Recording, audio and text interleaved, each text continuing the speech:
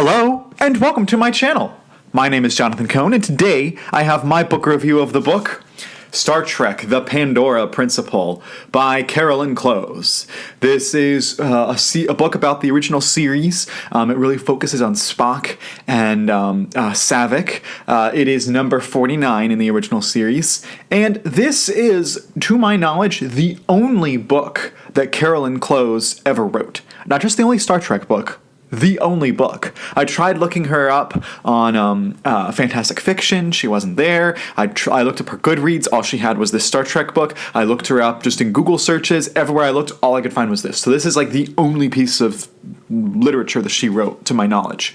And so the reason I picked this up is because I am reading this for a podcast that I co-host with Casey Pettit over at Literary Treks, which is a podcast for Trek FM, which we read a lot of the Star Trek books. And Casey chose this book because we had just earlier this year read the new release, Lost to Eternity, which also features Saavik. And when we were talking with the author, Greg Cox, he mentioned how he went back and read the Pandora Principle to learn a little bit about Saavik's backstory, and that got us thinking, hey, it's a standalone, we can add that to the podcast. Because we were looking for some TOS standalones to do. So we got the Pandora Principle, and I was able to read it, and I had such high hopes for it. And in some ways, they were totally met. In some ways, boy, was it not met. This has got to be one of the most uneven books that I think I've read, where it has some amazing highs and some incredibly low lows. I mean, this book was just ridiculously uneven. For instance, the premise, the first chapter, was amazing. The promise in the first chapter is that there is this group of Vulcans that kind of got stranded in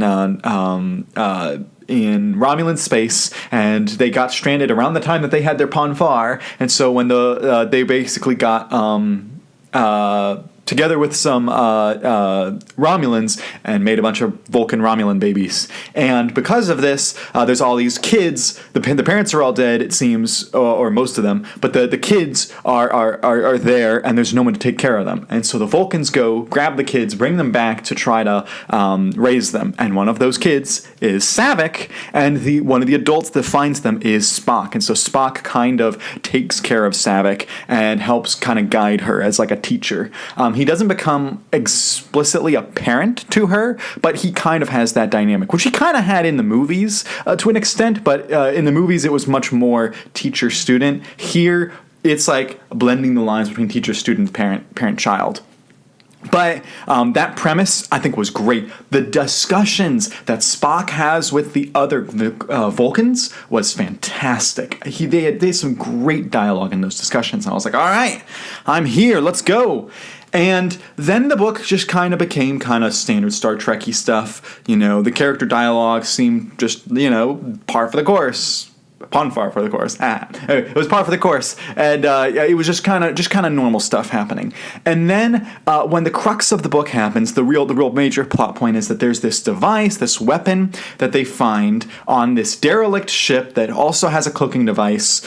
They find this weapon, and it ends up being kind of like a virus type thing that could wipe out planets and stuff. And so they have to quarantine Jim Kirk, and Spock and Saavik end up having to go and try to look through Saavik's memories to find out where the origin of this was. And also there's a stowaway involved, and there's buried treasure involved, and there's this potential war with the Romulans that happens, and it's just so all over the place. Really, the book should have stuck in one category, or maybe two plot devices, and just stuck with those two. Because it just felt like it was like, and there's a war with the Romulans, and there's buried treasure, and there's stowaways on board, and there's this. And I was just like, this is a short book. It's like 270 pages. I read this in a day. This does not need all this crazy stuff. None of the plot points felt properly developed because all of them were competing with each other. So that was where the book really failed for me, was it just had way too many things going on for what it should have. I've read some long, epic Star Trek books, and I've read some books that had a lot going on. The Destiny trilogy has a lot going on in those books. The Prey trilogy has a lot going on. But the way those books are designed, it naturally fits the format, and those books feel like everything is properly paid off. They still have that core story. This is a much shorter book than those books, and just none of it really felt... There was one thing that did kind of feel paid off, and that was what he did with Savik's storyline, but even then, the problem with the writing of the characters is that while some characters, like McCoy, felt like his character, and Spock to an extent felt like his character, Savik feels like a completely different character. And I know that Carolyn Clowes was trying to write a character arc. She was trying to take Savik on a journey, trying to show how evolved she's become, how different she's become as a character by the time we see her in the movies. But even to the point where she ends up, she still didn't feel exactly like in the movies, and I feel like Carolyn Clowes would have done better to make this another female Vulcan-Romulan hybrid. Or I would have, if I'm gonna stick with the premise and to make sure it's Savik, I would have made sure that the book felt more... that her voice felt more authentic in it, because her voice, even though her character journey was good, the character voice was not good at all. Also, Jim Kirk just has some weird dialogue that just didn't feel like Jim Kirk, and some of his discussions that he has with some other characters, it was like you're understanding the premise of Star Trek, but you're not really understanding the characters that well. And so I wasn't particularly impressed with Jim Kirk's character either. And he's very much sidelined in the book. This book is very much Spock and Savik. This is their book. Uhura, McCoy, Scotty, they're all present. Certainly more present than Jim Kirk is. But it's Spock and Savik's book. That's the reason they're both on the cover.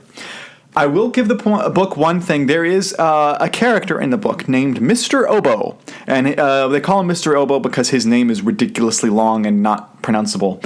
And he was first of all, I thought that name was just ridiculous, but I also thought the character was delightful. Mr. Oboe, if you've read this book, he is this guy who can fix things, and he is delightful. Every time he was on the page, I smiled, and he's the solution to something towards the end of the book. And I just cracked up because it's so bonkers bizarre. It's hilarious. It's just such a funny premise, such a silly premise. That did put a smile on my face. He had good humor added to the book, which I did like.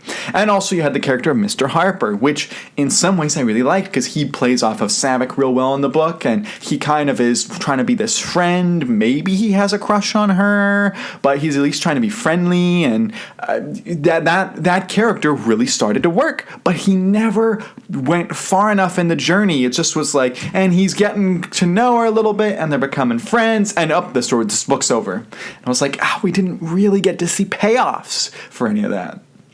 So there was some stuff that I enjoyed, particularly the beginning of the book, particularly the character of Mr. Oboe. I also, I did enjoy some of the action scenes in the book. The whole quarantine sequence was kind of interesting, but just as a whole, the book just fell flat. It's just a flat book. I don't hate it. There are some Star Trek books that I just do not like, cannot stand.